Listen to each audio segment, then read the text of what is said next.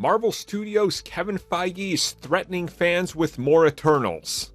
I kid, don't get upset. Jeez, I could just keep beating on this film even if I like it and some of you still don't get the joke. 7 out of 10.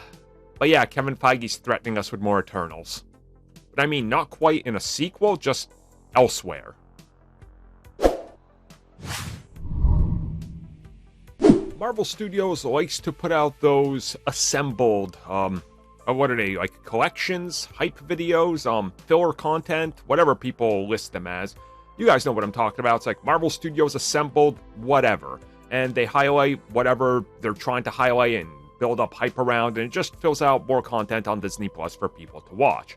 Well, of course, they talk about the Eternals, and they go on to have exclusive clips and interview sections from people involved with the film, from Marvel Studios, Kevin Feige, to the executive producer Nate Moore, to the director Chloe Zhao. And Nate Moore, the producer and the guy running a certain section of the Marvel Studios film and TV brand, goes on and talks about the fact that by the end of the film, you see how the Earth has changed and how the MCU kind of paints Earth as this thing, but there's a bigger universe and world out there that we need to explore. And how Earth itself is being changed now in terms of what's been revealed. And they talk about how, if you look at the Eternals, the ramifications and everything that happens will have an entire reverb effect on everything around. And you're going to see it everywhere.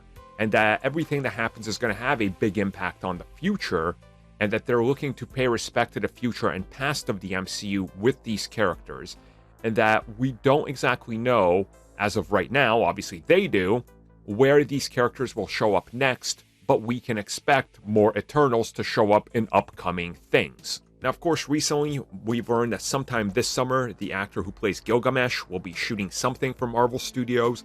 We've heard about the stunt double for Icarus showing up to do something this year that's involving Icarus, so there's definitely things happening. Now, these characters quite obviously cannot just disappear and reappear again in like 5 to 6 years in Eternals 2. That just doesn't make sense. You got to start seeding the idea of a crossover and this connective tissue and everything working together. So where they show up, who knows, but it sounds like it's going to happen soon-ish. And you got to think it's going to be referenced elsewhere. Like, there's got to be a moment where Jane Foster's like, yeah, I'm here with you guys, but you're not going to believe what I saw.